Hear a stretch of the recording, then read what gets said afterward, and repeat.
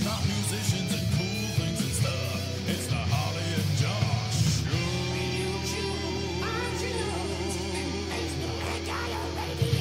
Hello! It is hello. I'm back. You are back, Harley. How you doing? Yeah, I'm ecstatic that you're back. I've missed this. Good. Honestly, I was so looking forward to being on the show last week, and then I Last wasn't. minute jobs. And yeah, Oh, if you want a recap of where Harley's been, we started off the last week's show with Harley talking about what he did. But this week we're going to talk about what he's done also, as well as what I've done. Welcome to the Harley and Josh Show. Yeah, that welcome. was Harley. I am Josh. We've got some music by the Iron Boot Scrapers, Hot Tramp, and Tramp. little old me, Josh Locke, because it was my birthday yesterday and I can. So Yeah, just going to yeah. self-promo. no one's telling you what to do. I mean, I tried once and it didn't go well. I did it, and then he felt like, I just feel dirty now. Yeah. Yeah. So we're a democratic radio show podcast. exactly, We said that the other day. Was it yesterday? We said something about that. we are a democracy. I think we were talking to Hot Tramp about it because Yeah. we really wanted to play their track, and I said, "Is that all right, Harley?" And you were like, "Yes." I'll allow it. That's got my vote.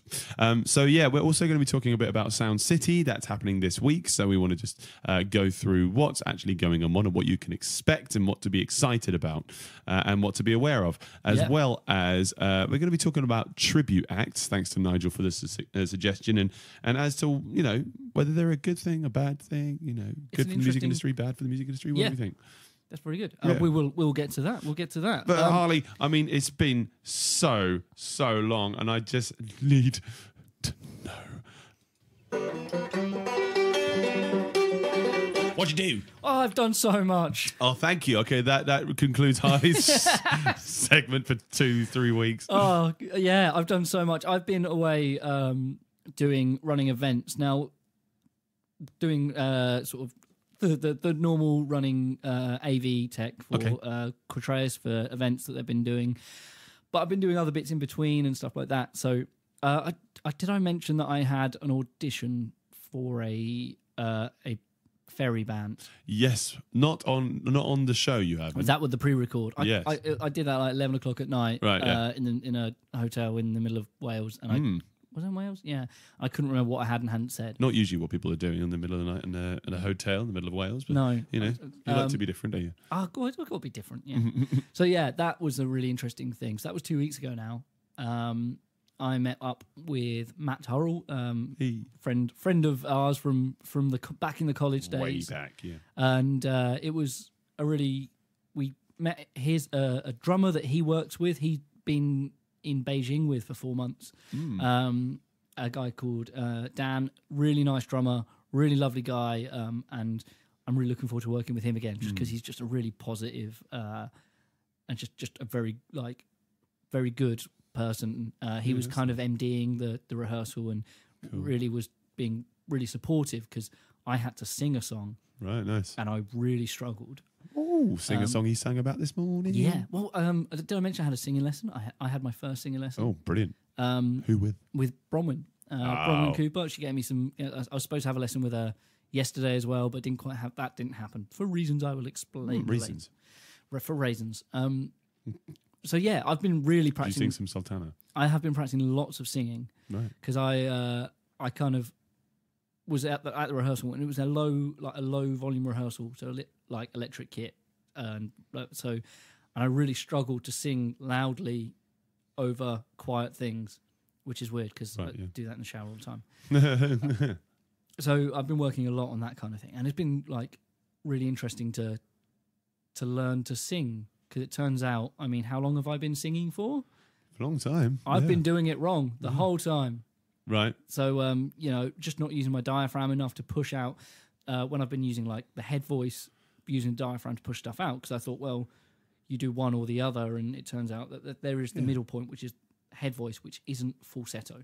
You might be able to explain that in a better way than me, because you do these things. But that was a real lesson for me to learn, and I've been doing lots of driving on my own, so I've been just singing really loudly, breathing funnily, and You forget that you've got such a great point to practice and to learn things, which is when you're just stuck there on the road. If you've got a podcast on, or if you can sing, or just, like I say, stuck in a traffic jam, play a harmonica. Yeah, so that was where I did a lot of my singing lessons, singing practice, should I say.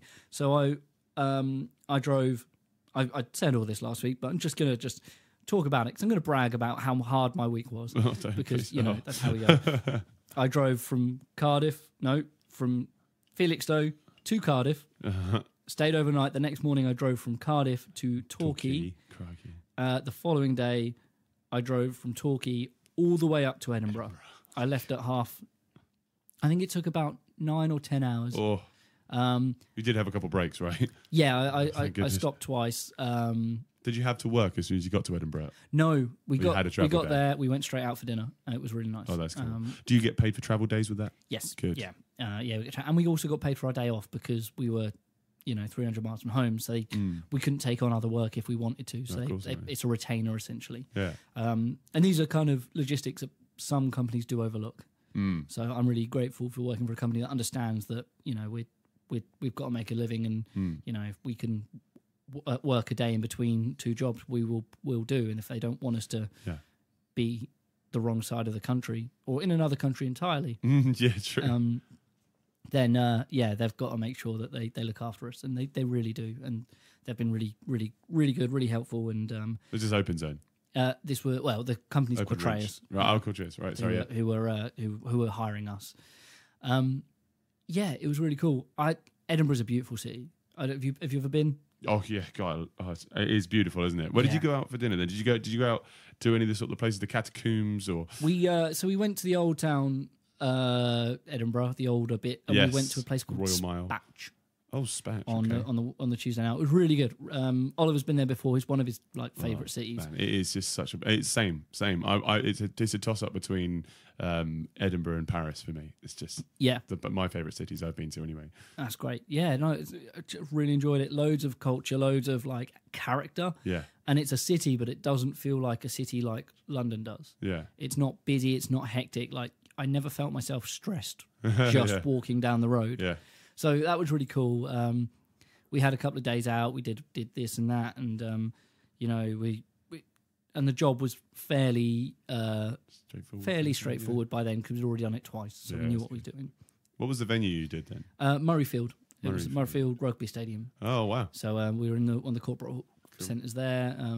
It was. I tell you what, we had the most horrible ping in the room. Oh right. So just describe what a ping is for the people listening. When you hear the sound of a room, you get reflections. Yeah. So you're hearing my mic now. It sounds like I'm in a room. If there are no reflections, it just sounds like my voice. You don't hear any kind of tail or delay. That's why if I clap my hands, you hear a little bit of a noise after the clap. There is a ping in here as well, isn't there? Yeah. Every room has various reflections. You get, when you talk about a ping or a flutter, you get if you clap your hands, it goes. Yeah, like old chat. Yeah, and you get that as it basically the sound hits a flat surface, bounces back, and hits another parallel surface and bounces back. It's like ping pong. Back and forth, exactly. That's why I call it ping. Ah. And this one was ridiculous. We clap your hands and we counted 7 claps. Really? And there were about, I don't know how far away they were, how short they were, but it was it was that every time we're this is going to be a challenge. Luckily, we were able to set the speakers up in a way that wasn't an issue. But it was that was really interesting, and it was. I recorded so many versions of the clap. I'll play it to you later, because it was just, the noise was hilarious. How did you deal with it then? Well, okay, so the room was wide. Right. So it was, if you play badminton, it's like a doubles court rather than a singles court. Okay. So it was shallow. The stage was on the shallow end, and then it was really wide. Okay. So we had 4 speakers across the room, and they were pointing to the back of the room, which was the short end, and the flutter was happening on the long end. Right. Okay. So we had basically had the speakers pointing in the direction that the flutter wasn't. Okay. And we kept because we had 4 speakers, we had the volume low, but then lots of it pushing. Yeah. So then you get more sound coming from the source and less coming from the reflections of the room. Oh, that's cool. And it only really became an issue for certain notes where someone went, I think this was a really good time. Yeah, and you just get the t that bounces back. So we did that. That was a great job. We travelled all the way back Friday night. Edinburgh. I've done 25 hours of driving this week, and that didn't count for the weekend. Oh, that's crazy. The weekend was a stress. What did you do? So my storage unit has, or where I store all my equipment, has closed. Oh my goodness. So it's being knocked down, turned into houses. That whole estate's had to be gone. We have to be. Everything has to be evacuated by midnight tonight. Whoa. So I have spent every moment of my free time on Saturday and on Sunday trying to empty one unit and fill up this other unit. And I've gone from 450 square foot to 50. Oh. So, which I Sad. have enough stuff to fit in there, but it was spread out and it's taken a lot to kind of fiddling to make it all work. Yeah. I had a gig Saturday night, was playing with Chart Attack. There were like, here's the thing, right? Elliot wasn't able to do it, and we didn't know this until Friday night. Oh no. Bronwyn absolutely saved the day. Nice. She came to us. She confirmed like 9 o'clock Saturday morning. Mental. Turned up to the gig 7:30 in the evening. We went through a couple of bits. What was the gig? Where was it? So this was a twin birthday party. Right. They're not twins; they're friends, but they went to school together, same age. Yeah. At the Labour Club in Felixstowe. Oh, okay, cool. They saw us. They told us what happened, right? We played there in December last year. They were going to go on holiday to Vegas for their birthday. Right. And they hadn't booked their tickets yet. And they watched us play and they went, no, we're not going to go to Vegas. We're going to have a birthday party. We're going to have these guys play. That's cool. They cancelled their trip to Vegas because they wanted us to have a put on a party for them, which... I mean, really humbling. And then when you have a cancellation, yeah. Oh my! I was gosh. I was stressing, and I phoned him up, and I was like, "Look, Elliot, he's not well. He can't do the gig. We've got someone else, so we've got the gig. That's fine. Just thought I'd give you a heads up, so you're not expecting a big bearded man on stage. Instead, you've got the next best thing, a bearded lady. Yeah. So this is me. And he was like, no, that's fine. That's great. He's like, as long as people are dancing. And they were, and they had a great time. So that was cool. That wasn't my biggest stress of the day because I was still trying to move house and everything. And crikey. it was a stressful day, but we made it. And well done. it got there eventually. So yeah, I was quite happy once that had sorted. And I could kind of just breathe. Although Sunday I had to be up at the crack of dawn to carry on moving house. And oh yeah, it came to my. So I just want to say thank you because in the middle of all this, ladies and gentlemen, oh yeah, Harley still found time to come and see me for my birthday and work with my girlfriend for the surprise. So yeah, cheers, mate. In the middle of all of that, yeah, still wasting time. Thank you. That was a really great party. It was great, and that's a really good excuse when you've got a musician such as yourself to go and hang out with other musicians, but not be at work. Yeah, exactly. You know, it was really good to hang with Rich and not talk about music. Oh, yeah, exactly. You know, you do, but like not in a not talk about gigs in a professional sense. You know, and it was really, really quite cool. So I came along. Unfortunately, I wasn't able to stay as late as I wanted to. I had to run home and finish emptying the vans, loading the vans and stuff, and I sorted that out tonight. So now I am you've done well. Free of my space. I am so tired. I haven't had a lot of sleep this weekend or last week, so I've just been living off coffee this morning, and I'm very jittery right now. So I'm quite hyper. Yeah. So I do apologise if I've been talking too quickly and not making any sense. But that was my week. Oh my gosh, Harley, that's just amazing. So, quick question. Oh yes. What was your favourite musical moment from last week? My favourite musical moment was it's actually. Bronwyn's going to hate me for this. So there was a point she did absolutely brilliantly. There was one song that she made. She messed up on. She came in like half a bar early and then kind of lost her place. And she kind of realised she wasn't right and just went straight into crowd mode and was like, how you guys doing? La-di-da-di-da. Nice. And then jumped in where she could. That's so cool. And it was a true sign of professionalism. And I was like, I'm really lucky to be on a stage with musicians of this caliber. And it not only with that was with her, but reminded me that all of these musicians that I'm working with these days are all just so ridiculously talented and so professional. And just to be in those circles, a part of those bubbles, has been a word I've been using a lot this weekend. It's great. What was your favourite musical lesson? Or just lesson, what did you learn last week? I think the lesson I learned is that nothing's undoable. Like nothing is is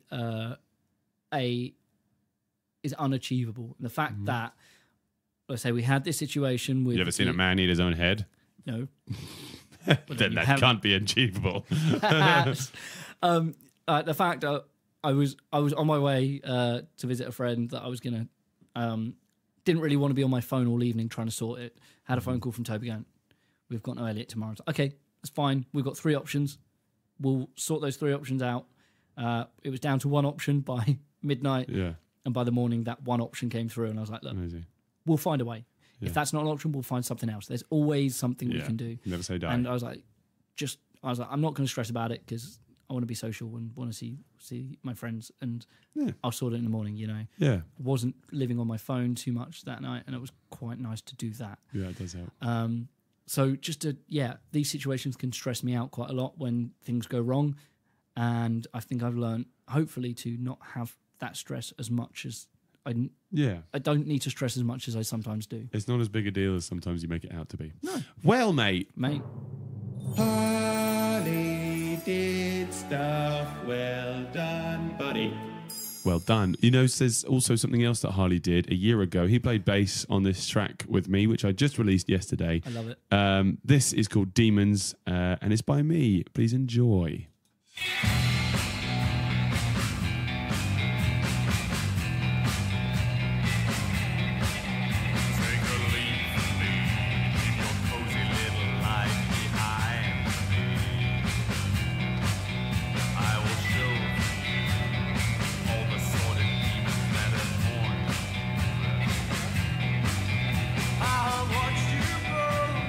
Watched you, yeah, see the color show, and your cheeks.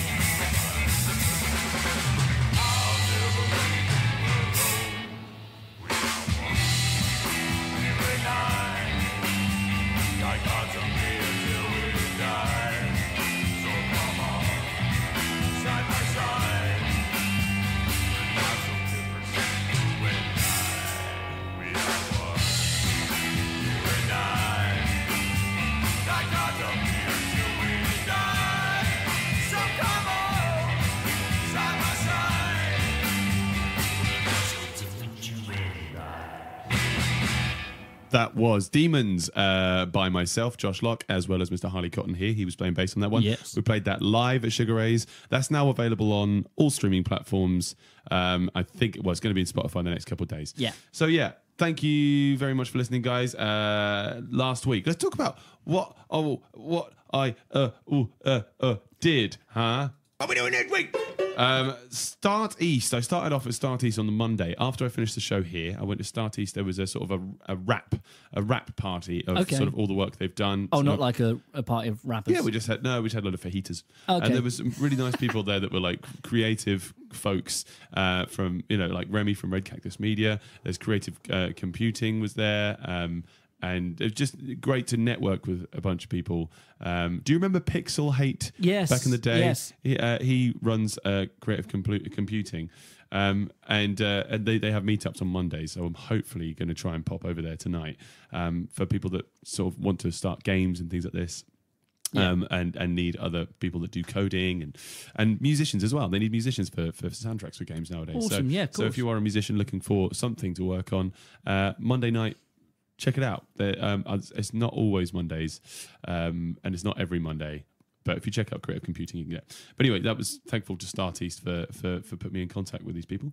On Wednesday, I met up with an old friend, Mr. Stephen Kendall. Oh, yes. Of Swanfest. How is he? He is great. He now is going around a lot of different record fairs and going around across the different countries and stuff. And nice. just selling old CDs and vinyl. And he's just doing really well. And we were just shooting the breeze about the music scene and what's going on, what's been going well, what's been going wrong, and what needs to change. And it was just really nice. We were just sort of putting the world to rights, and ideas came from it. So we'll be hopefully seeing each other to work on stuff in the future. Great. Then on Thursday, it was Ritchies' birthday, Mr. Rich Webb, who of the Harley and Josh show sometimes. So we had a surprise birthday party for him with loads of friends that were all musicians. Again, just a big music party. Nice. And we played that game Speak Out, where you put those gum shields in your mouth and you try to talk. And it was hilarious. It's actually, but also it sounds messy. It is very messy. Do not try to drink a beer when you've got, because I tried that and I just had beer all over me for the rest of the night. Right. So yeah, don't do that. Okay. But yeah, happy birthday, Rich, and thanks for all your amazing stuff this year.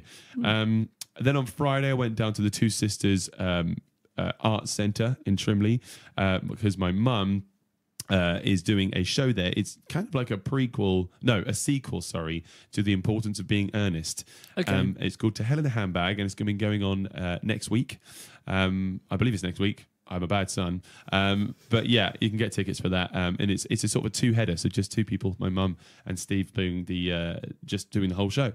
So it's two characters, and it's a lot of work. There's so many lines for them to learn. Right, yeah. But there are some parts where there are other people from In Importance of Being Earnest involved that actually aren't in the show, so we had to record those lines. Right. So I did some recording for it. I was sort of I was earnest.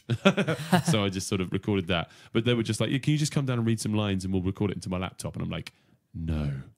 Are you crazy? We can do better. We have the technology. We can rebuild. We recorded that. Just put a condenser, my little Bluebird condenser microphone in the middle of us. There was 5 people, and that was all I had. I was like, this is the best we can do. It's better than laptop mic. Yeah. We just sat around, just did it all with distance and projection. And you know who was reading in Miss Prism? No, it wasn't Miss Prism. I can't remember what her name was. As the character was Justine Demir. Oh, really? Miss Lady J. Amazing. As she's involved in that performance, she's doing sort of storytelling for them. Great storyteller. Yeah, she's a great storyteller, and she's a great voice actress as well. So yeah, that was fun. On that night, we were playing for Layla's birthday. Layla Edwards, the agent that books a lot of stuff around here. She works with Stetson's Are Cool, and she booked us at the Shamrock. Amazing. Basically, we charge more than a lot of pubs will pay. And Layla was like, I don't care. I want you guys involved, so I'll just pay the difference. Okay. So they paid us, and Layla sort of forked out the rest of it. So it's quite a good way of doing it if you think about it for a birthday party. And, yeah. just think, all right, well, if we make a public gig and we'll get the band that we want, and then as long as we let them sort of sell merch or promote themselves, and there we go. So you can do it for a bit less. So that was good. Shamrock's a bit of a rummin. We were playing actually at the back. We weren't playing at the window. Really? We were playing right down the back where the sort of the I saw some couches videos are. of that and tried to work out where you What's were. going on? See, that was different. Yeah, trying nice. to figure it out. There was so many different things on the wall that we were all headbutting because they're sticking out from the wall. I was like, ugh. I can't relate, sorry. Oh no, you would have. Okay. They're low hanging. Sorry, that was a low hanging insult there.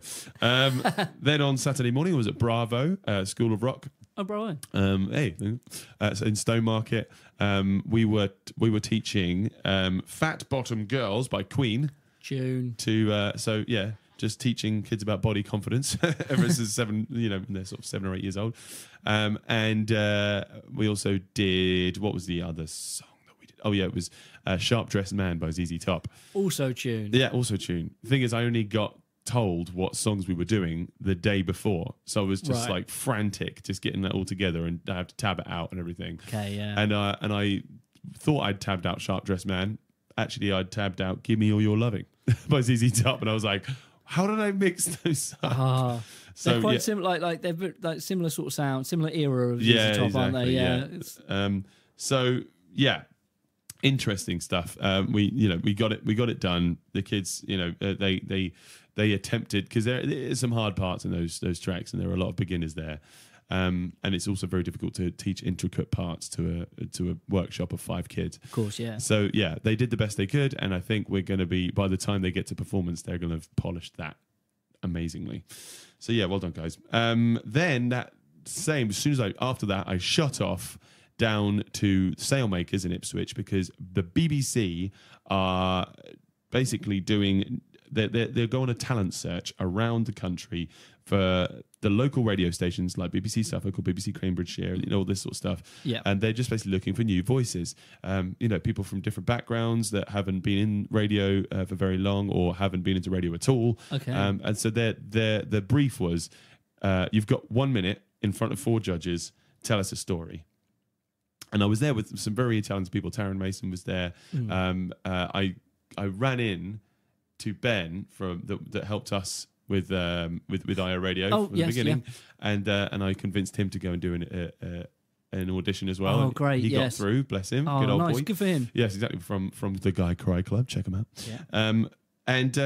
Yeah. So I told the story about the pirate priests, which I've told on this show before, and I told them that I'd written a song about it. If you want to know about that story, by the way, guys, check back.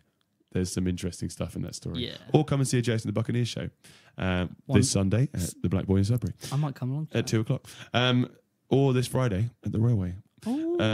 So that I told that, and then I sung them the chorus of the song that I wrote it about. Yeah. Oh, sang a song I wrote about this morning. Jingle. So I got through. I got 4 yeses from a panel of 4 judges. I'm super happy with that. Nice. But basically, I just wanted to let them know that I'm interested in working with the BBC, and that Harley and I would like to bring some stuff to them that they might have overlooked. We ain't shackled down. No, exactly. But we do love it here in IO we Radio. do, yeah. We really do. It's really nice. Then after that, I was gigging at the Shepherd and Dog in Hollesley.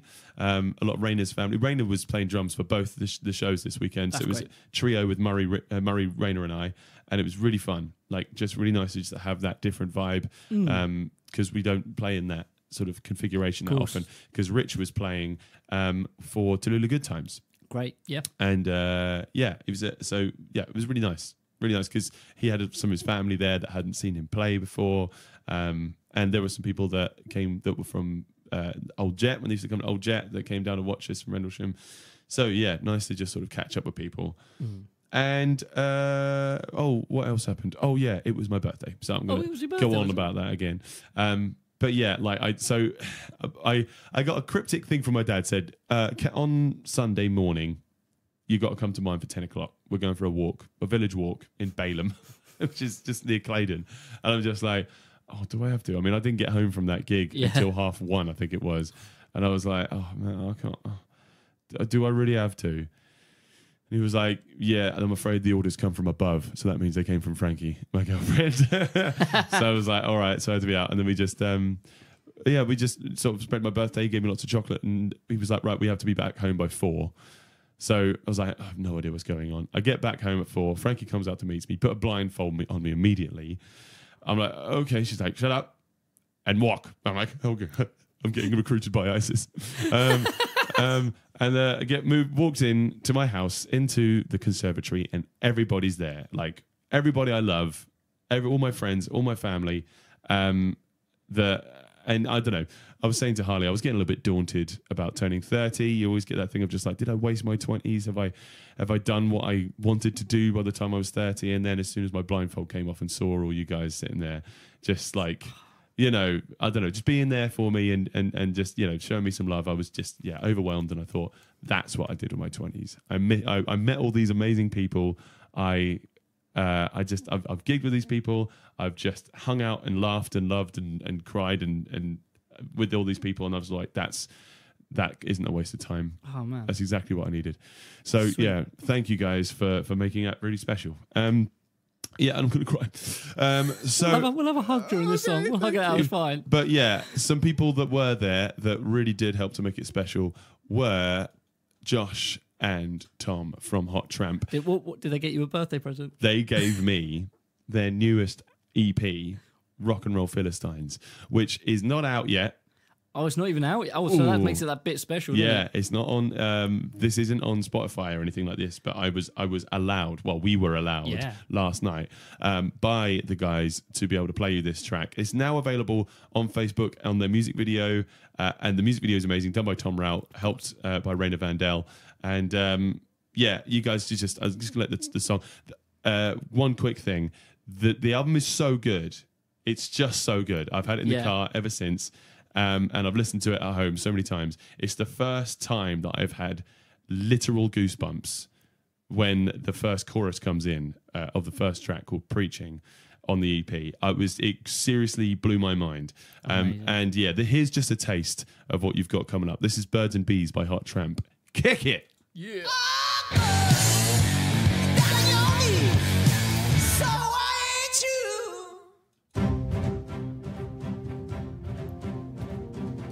The first Ipswich Sound City is this Friday, the 4th of October. Here we are for music news. Oh, it's Sound City time, guys. It's Sound City. It's Sound City time, guys. Just quickly, if you just tuned in, that was Hot Tramp with Birds and Bees. That's an incredible track. So good, yeah. Just keep your eyes peeled on their Facebook page and check out their music video. Thanks for the album. I just want to say that. So we've got quite a lot of big bands coming to Ipswich. Can I just this whole thing, the Sound City, like from the moment that they announced, oh, we might be doing a Sound City thing, like it seems like that was like a couple of weeks ago, and it's here. It's come around so quick, and it from a point of nothing to big event, fully organised, with some really good events happening. Absolutely, man. I mean, so we've got The Murder Capital, Novelist, Snapped Ankles, who are amazing, Sir Was, who is amazing, and WH Lung, playing alongside local artists, old and new, including The Stupids, who are amazing, Gaffer Tape Sandy, who are also amazing, and Dingus Khan, who are mental. Mental. They are. They really are mental. This is going to be so good.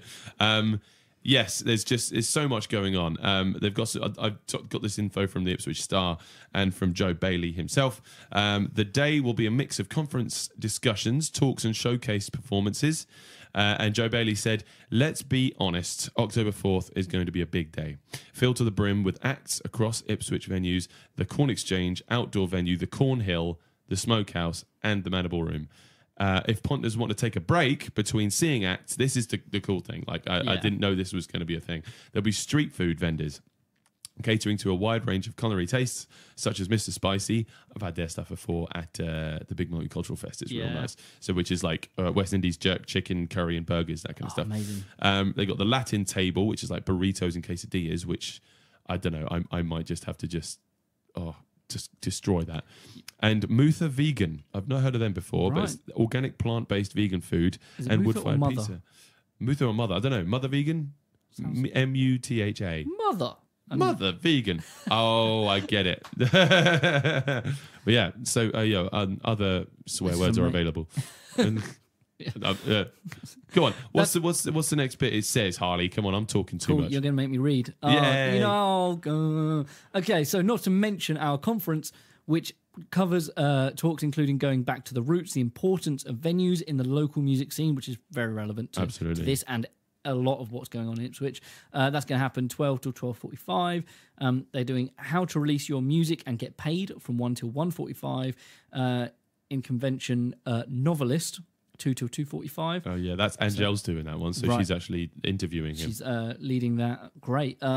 And then there's solo, independent, or major, a guide to world record labels, 3 till 3:45. The world of record labels, not the world record labels. I'd love to see that. Like you've got Guinness World Records or nothing else. That's it.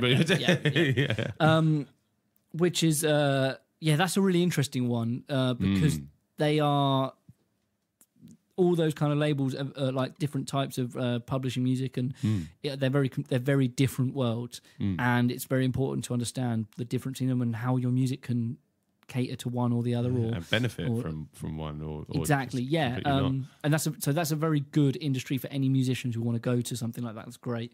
They're also doing a talk with Grammy-winning engineer and producer Adrian Bushby at 4 to 45. He's worked with like the Foo Fighters and U2 and stuff like that. It's crazy. Let's say he knows what he's doing. Yeah. The talks will be hosted by Ipswich Film Theatre inside the Corn Exchange. That's great, isn't it? So, have you been to the film theatre? I haven't. No, is that the downstairs one? Yes, I used to work in there. Okay. Apparently it's haunted, and I believe them. Well, no, I by don't. You. I'm not like this. Haunted by me, exactly. I just hear the going. But yeah, no, I'm really looking forward to this being a thing. Just the subjects. I mean, the importance of venues and the local music scene.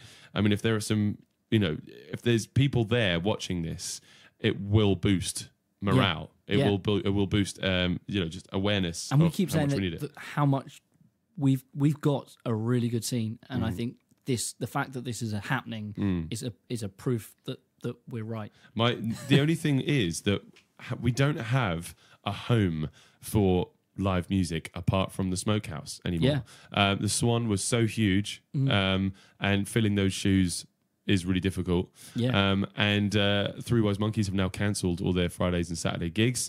So they're not doing anything anymore. They do their Sunday shows, and we'll be talking about that later on in the gig list. But we need people to listen up, take action, and think about where the home for our local music is going to be now, and support that home as much as you can. I'm not saying if you're not going to a gig every Friday, every Saturday, every Sunday, Monday, Tuesday, Wednesday, that you're doing it wrong, because we all have lives and we all want to socialise in different places. But just being aware of what's going on and just showing the support the way you can. It's true. So anyway, from 5 p.m. onwards, Richard Hough and Angel Joseph, you amazing people, from BBC Music Introducing in Suffolk, will be taking over the Cornhill stage and presenting a lineup of exciting new talent. So you can see catchy noir pop from Eloise, alt R&B from Connor Nunn. We've played him on the show before. Introspective rapper LMC. He's amazing. I've seen him at Global Village. Powerhouse alt rockers Ghosts of Men. And plenty of indie bangers from Swimsuit Competition. We've played a lot of those people on this show. It's great that there's a nice there's something for everyone. And they're all great bands, so even if you're not necessarily an avid listener of one, you can still support it and enjoy your night, because they are all amazingly good artists. And I think you're in for a good night if you're heading in that direction. What's your sort of takeaway from Sound City? Well, pre-Sound City anyway. I just think that I'm really hoping that it's going to generate like you say, I don't want to say kickstart the local music scene, because we've got a great music scene, but just give it that nice that nice booster to push, to inspire people. I was talking to someone the other day who did a gig for Girl Guides, right? And she was, said for most of the part no one was listening, and at the end, one girl went up to her and said, "I really like your stuff. I really want to be a musician." And she was like, wow. I just do this for, this is great. And she's like, but that when you do a gig, you're inspiring other people to do what you've always wanted to do, and so I think this is a real good kind of, like I say, booster and like slingshot to try and get people into doing that kind of stuff, and also understanding that it is a business and an industry, and giving people the tools to be able to see it as that. And I really hope people can. I'm really annoyed because I can't go. I'm busy, and I really hope other people can kind of support it, because I want to see this happening every year. Yeah, I'm gigging myself in the evening. I'm going to try and get to as much of it as I can.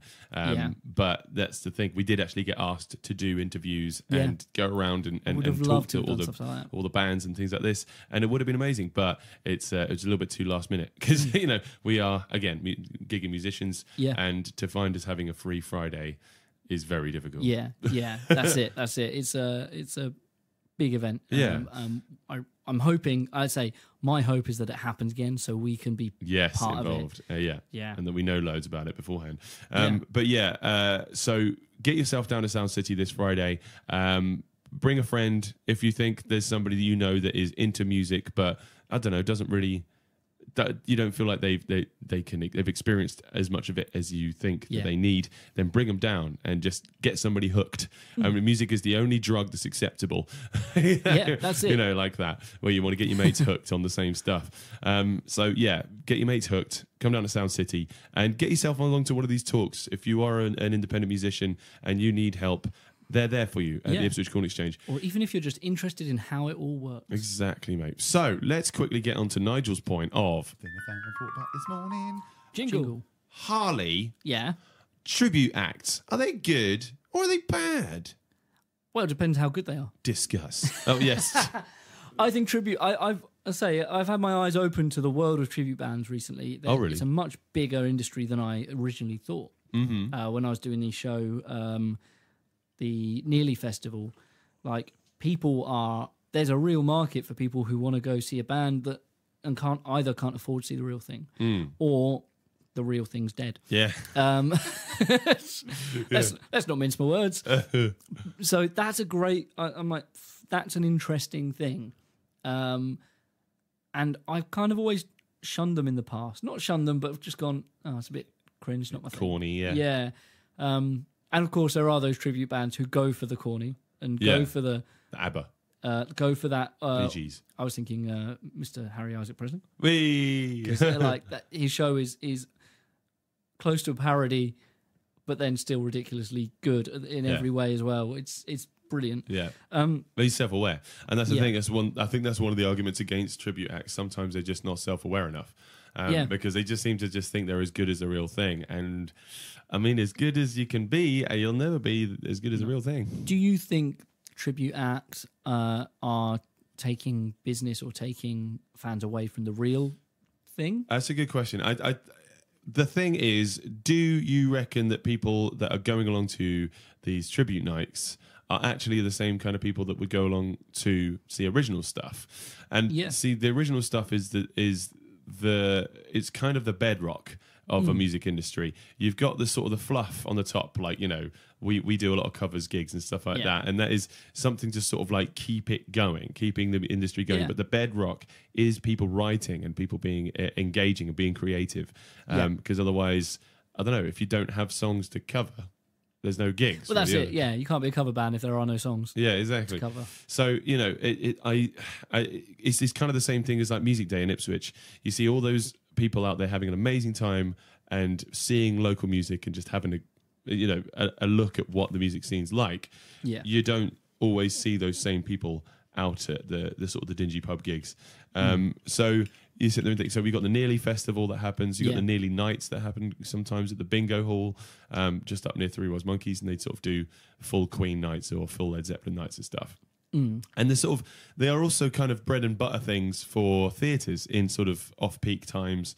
A lot of theatres will have, the Top Thin Lizzy or cover band, or like Australian Pink Floyd, man. Yes, yeah. I mean, they do some massive shows. Yeah, they do stadiums and stuff, don't they? But so, I mean, here's the question. I mean, how much are they actually helping out the original artists? Yeah. So, I mean, Pink Floyd, they're not kicking anymore. How much does the Australian Pink Floyd help them out? That's a very good question. And I think... We're so good at this. Yeah. Well, Raina went to see... That's me patting myself on the back. Raina went to see Australian Pink Floyd years ago. And before that wasn't a massive fan of Pink Floyd, not his kind of thing, if you're not really actively listening to their music, listen to their albums, and but he went to a gig and was like, oh, I really appreciate it. Yeah. Because he went as a +1 to someone who really wanted to go to the gig. Yeah. And went, well, it's a gig. I'm always up for that. And I know it's going to be a good show. The lights will be pretty because Pink Floyd. Yeah. And they are great. Yeah, they're well good. I remember seeing them. So I was just going to get a discussion about the Australian Pink Floyd, but I saw them at the Region when I used to work. They came down 2 or 3 times, and I always tried to make sure that I was at the fire exit so I could watch the whole thing, but still be there working. But so it must help with them with PRS and so publishing, of course, yeah, just the rights, keeping those old bands alive. But it's all about keeping old music alive, and a lot of the time, we do need this freshness. I mean, I've said this to you earlier. My approach to music is the same thing as a lot of people's approach to fruit and vegetables. Yeah. Buy fresh, buy local. Yeah. If you buy fresh and you buy local, then you're promoting and you are encouraging your locality to think, okay, well, this is financially viable around here, so let's start businesses, let's invest, that kind of stuff. Yeah. And if you think about it that way, then a lot of people come out of their shells and they think, oh, okay, there is actually demand for this, so I'll do it. If all you're investing in is tribute acts, that can really kill the flower. Yeah. Yeah, I think... Does it grow? Yeah, that's a very interesting point, I'm going to pat myself on the back again. Yeah, you should. Yeah, you should. Yeah, I think for me, the tribute bands, because there's 2 types of tribute band as well. Because you got those who are like, if we see Celebration of Prince. Right. Oh, yeah. They are a full-on show where they have a full band, and Jimmy Love, talented guy, he is in character. He steps on that stage and he is Prince. Yeah. And it's great because you're seeing the show, you're seeing the band do their show, and it's not always note for note as the original is, because, I mean, Prince never did it same twice. No. He rearranged and remade his songs more than anyone else and did it so well. And they take that on board and do a show where he is Prince. Pays homage. You've got other bands other tribute bands they're not trying to be the artists. They're doing a show of tributing the artists. Yeah. So you'll get those who go they'll be on stage and we're like, look, we're here to celebrate the music by sharing the music with you. Yeah. And we're not trying to look like them. Yeah, no, because sometimes, and that's, if they know they can't do that bang on, then that's really good. But then if they get the music right. I wanted to share with you, Frankie's brother, my girlfriend's brother, Pete, was in a band that I think you'll really appreciate their name. Yeah. The tribute band were called Dep Leppard. Love it. Yes. Love it. Right, here we go. But another pro to having tribute bands, though, is the fact that it does give a lot of backstage workers some extra work. Yeah. And a lot of those people are musicians and in originals bands. I mean, James Hicks, our good mate, he worked with the Purple Celebration and toured around with them when he was sort of not gigging with Underline the Sky or Coke on the Butterfields, which are, so it's giving him money, is paying him to be able to take that money to his originals band and promote that. So there is a trickle-down effect here, I think. There's more than one way to feed a cat. Trickle-down tributes. Oh, you want to feed it? Are you swinging? I was just getting paid, innit? I know, yeah. More than one way to swing a fed cat or something. What do you guys think? Please let us know. Let us know in the comments and just, think about what we've missed. Have we missed a discussion point? Yeah. What do you think tribute acts are good for? What do you think they're bad about them? Go on. I thought of a new game we could do over the weekend. So we'll do our little post and Facebooky post that we sometimes do. Yeah. I just want to hear the best tribute band names, real or fake. If they're real, tag them in. That's great. But cool. We'll make that happen. That is a great idea. All right, yeah. Get that ready, guys. Think about your best tribute band names. Mash them up. Yeah. So Dep Leppard. That's a good one. That's a good one. Yeah. So I can't think of any right now. You get No Oasis, that kind of stuff. My favourite one is James at the shop at West End Music. He said he's always wanted to be in a Jamiroquai tribute band and just call it Similariquai.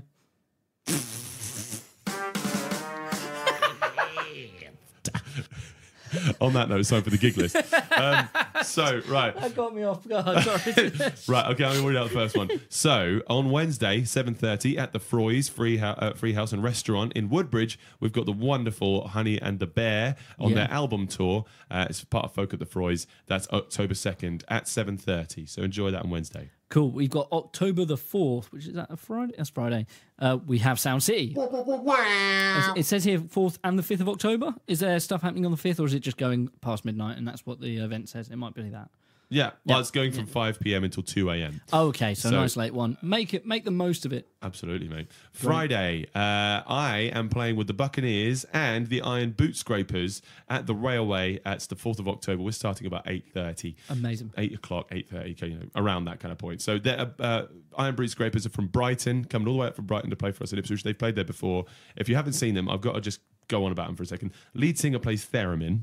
Okay. They're called Edwardian Rock, and they dress up in Edwardian gear, like sort of soldier gear. One of them dresses in a big priest's outfit. Take loads of pictures, please. Right. I want to see this. The drummer plays in a marching band, big bass drum. Right. They got a saxophone player, and instead of a bass player, they have a euphonium. Massive tuba style. Wow. Thing. So the mic going in, it's just like wah, wah, wah, wah, wah, wah, wah. But if you imagine that as if it was Queens of the Stone Age, okay, we'll play some to finish the show off, and you can hear what we're talking about. Nice. We'll stay with you on this one. 5th of October, which is Saturday. We've got Lockabilly Duo at the Steamboat Tavern. Yes, we are. You doing a full set? Yes, we're going 2 hours from 8:30 at the Steamboat this Saturday. Then we've got Renegade 12 are playing new material at the Apex New stuff in Bury. So they've got some new stuff, yeah. So that's Saturday at 7 o'clock. That's October 5th. Amazing. Also, October 5th, we have Jar Records present Orange, Circadian, Blue Mean Eyes, and Crooked State. We've played a bunch of those on this show before as well. Does that have the event on it? It doesn't. Oh, sorry. I think I've just. But that's at the Smokehouse. That's at the Smokehouse. There we go. Smokehouse. Yeah, This, nice one, this Saturday. Great. Then we've got on the Saturday as well. There's Rad Pit, Tundra, Horse Party, Captain Handsome, and Pink Lemonade at the Hunter Club. That's a great lineup. Where's the Hunter Club? In Bury. In Bury. St. Edmunds, amazing. Awesome. I'm getting all your ones today. So, 6th of October, we have JS and the Buccaneers at the Black Boy in Sudbury. Arr! Yes, 2 o'clock. Nice afternoon gig, that one. Yeah. Little Sweet. chilled out kind of thing. If you're a Sudbury based, I'm yet to see you guys, so I might take the trip out if I have the time. Trip out, man. That would be really cool. So that's Sudbury at 2 o'clock at the Black Boy. Phil Jackson and Joe Lees are playing live at the Three Wise Monkeys this Sunday, October 6th at 6 o'clock. So we did say they're not doing Friday and Saturday gigs. They're keeping on the Sundays. They're keeping on the Sundays, the acoustic sessions. I'm not sure if Phil and Joe are singing together or if they're doing 2 separate sets. But I love that collab. If they are singing together, I'd love to see what they come out with. Yeah. Because they're both great dudes. Yeah, awesome. Yeah, okay. and they got some great music coming out of them. So that's been that, Harley. It has, hasn't it? It has. It has been a whole show. Wow. you guys got through it. If you're listening to this on YouTube, please give us a like. We've found out that a lot of you guys listening to this on Apple Podcasts. Yeah. So if you are doing that, please leave us a review. Any stars. Yep. Preferably 5. Yeah. We haven't got that many people on Google Podcasts, but we've got a lot of people listening on Android devices. So if you're looking for a good podcatcher, Google Podcasts or Podcast Addict, anything like that, great way to find us and keep up to date with all our podcasts. We want to say a quick shout out to our wonderful fans that are in Mongolia and in Pakistan. Yes, we I can't speak either of those languages, so I apologise. If you are any of those listeners listening in any of those places, please just drop us a message, send a picture of yourself at a special location in your hometown or something like that, and just say hi, because you guys are amazing. Yeah. And I hope you can come to the special Ipswich at some point. Yeah, good. Yeah, okay. We're going global. Yes, we are. We're putting Ipswich on the map because no other musician has done that yet. No idea what you're talking about. No, sorry, Ed. Alrighty, thank you guys for listening. We will see you next week. Goodbye, Z's. Bye.